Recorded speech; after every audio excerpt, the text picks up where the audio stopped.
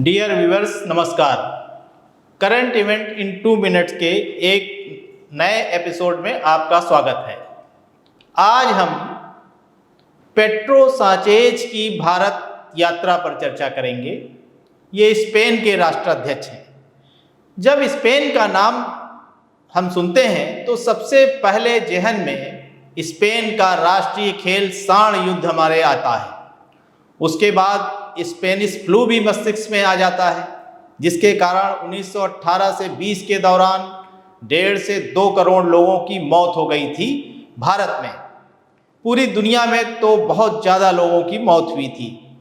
इन बातों को नकारात्मक रूप से याद किया जाता है, लेकिन आज हम स्पेन से संबंधित सकारात्मक बातों की चर्चा करने जा रहे हैं, जो यहाँ के राष्ट्राध्यक्ष पेड्रो साnchez की भारत यात्रा से उपजी हैं। स्पेन के राष्ट्राध्यक्ष या राष्ट्र प्रमुख पेड्रो साnchez भारत की यात्रा पर 28 से 29 अक्टूबर के मध्य रहे। यह उनकी आधिकारिक यात्रा की तिथि है। वैसे तो यात्रा का कार्यक्रम 28 से 30 अक्टूबर तक था। 30 अक्टूबर तक रहने का कारण यह था कि वह 30 अक्टूबर को 12:30 पर यहाँ से प्रस्थान कर रहे हैं। तो इस तरह से उनकी आधिकारिक यात्रा है 28 से 29 अक्टूबर 2024। उनकी यात्रा से रिलेटेड एक रोचक जानकारी हम साझा करने चाहते हैं, जो प्रतियोगितात्मक परीक्षाओं को देने वाले परीक्षार्थियों के लिए बहुत जरूरी है। ये बड़ी रोचक जानकारी है जो हमने अपनी इस यात्रा का कवरेज करने के दौरान देखी और पाई। जब हम MEA की वेबसाइट पर जाते हैं तो वहाँ एक हमें शीर्षक मिलता है कि official visit of president of Spain, और जब हम समाचार पत्रों में इस यात्रा के विवरणों को खंगालते हैं, द हिंदू, इंडियन एक्सप्रेस इत्यादि, तो हम पाते हैं कि स्पेन के प्रधानमंत्री की भारत यात्रा और स्पेन के प्रधानमंत्री की भारत यात्रा और एक जगह प्रेसिडेंट ऑफ स्पेन। जब हम गहराई में जाते हैं, वास्तविकता देखते हैं, तो वस्तुतः यह यात्रा थी official visit of president of the government of Spain. यानी जो पेड्रो साnchez हैं, जिनकी यात्रा अभी संपन्न हुई है, वे president of the government of Spain है। और स्पेन में प्रेसिडेंट ऑफ द गवर्नमेंट को प्रधानमंत्री के रूप में जाना जाता है। प्रधानमंत्री ही को कहा जाता है कि ये प्रेसिडेंट ऑफ द गवर्नमेंट है। यहाँ प्रेसिडेंट ऑफ द गवर्नमेंट से आशय सरकार के अध्यक्ष के रूप में है, न कि राष्ट्रपति के रूप में। यानी पेड्रो साnchez स्पेन के प्रधानमंत्री हैं और इनको वहाँ कहा जाता है प्रेसिडेंट ऑफ द गवर्नमेंट, यानी सरकार के अध्यक्ष। उन्हीं की यह यात्रा हुई।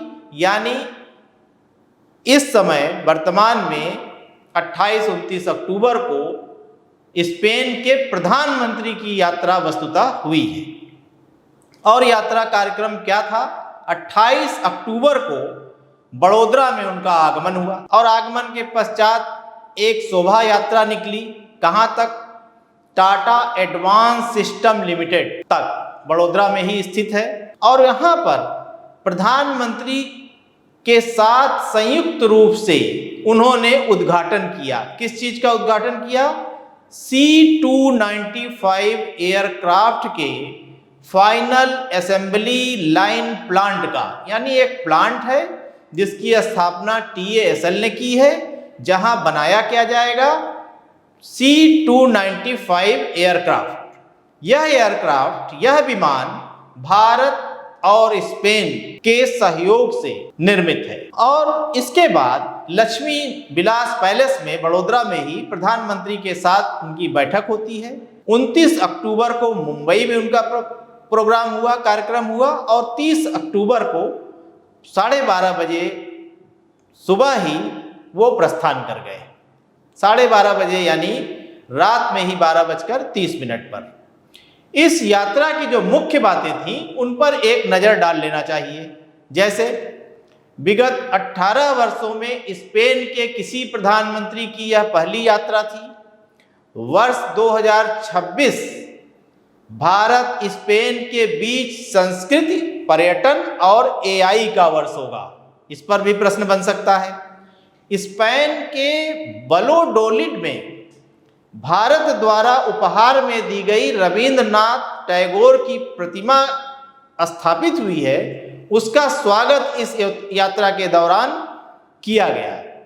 यानी इस कार्य का स्वागत किया गया जब स्पेन के प्रधानमंत्री हमारे यहाँ आए अपनी आधिकारिक यात्रा पर।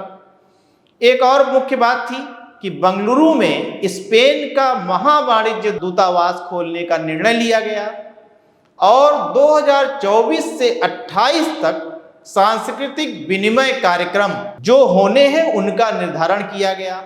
इसी तरह से रेल यातायात में सहयोग हेतु MOU इस यात्रा के दौरान हुआ।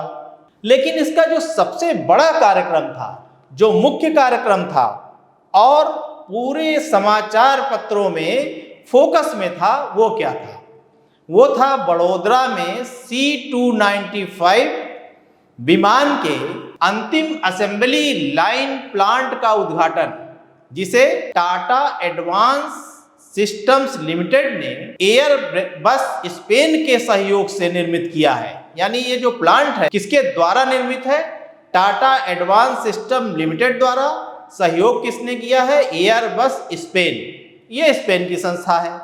इसके लिए 2021 में समझौता हुआ था। इस समझौते के तहत C-295 के कुल 56 विमान भारत में आने हैं, जिसमें से 16 विमान स्पेन उड़ने की स्थिति में यानी तैयार स्थिति में भारत को देगा और 40 विमान इसी जो प्लांट है जिसका उद्घाटन आज हुआ है इसी में निर्मित किए जाएंगे। जो 16 विमान उड़ने की स्थिति में मिलेंगे भारत को, उसमें से 6 प्राप्त हो गए हैं और 10 अभी प्राप्त होने हैं और 40 विमान भारत में ही निर्मित होंगे। और यह पहली बार निजी क्षेत्र में सैन्य परिवहन विमान के उत्पादन में सीधे तौर पर शामिल होने का उदाहरण है। यानी एक निजी कंपनी सैन्य विमान का भारत में निर्माण करेगी और उस सहयोग कौन करेगा? स्पेन की एयरबस संस्था। तो 2 वर्ष में पहला विमान इससे मिलेगा और इससे 3000 से अधिक प्रत्यक्ष रोजगार भी प्राप्त होंगे। एक और तथ्य इससे संबंधित हम आपको बताना चाहते हैं कि C-295 विमान जब आएंगे तो इससे किन विमानों को प्रतिस्थापित किया जाएगा, यानी किसके स्थान पर इनको स्थापित किया जाएगा। एक बहुत पुराने विमान 1960 में भारतीय वायुसेना में शामिल किया गया था, एवरो 748, इसी के स्थान पर स्थापित किया जाएगा इन विमानों को। और ये कौन से विमान है? C-295। ये पहला प्लांट है जो किसी निजी क्षेत्र में बनाया गया है। किसके लिए? सैन्य विमानों के उत्पादन हेतु। यहाँ असेंबलिंग होगी, लेकिन बहुत से कल पुर्जे भारत में ही निर्मित होंगे और इन विमानों को भारत निर्मित यानी मेड इन इंडिया एयरक्राफ्ट कहा जाएगा। धन्यवाद। फिर मिलेंगे हम लोग किसी नए एपिसोड के साथ।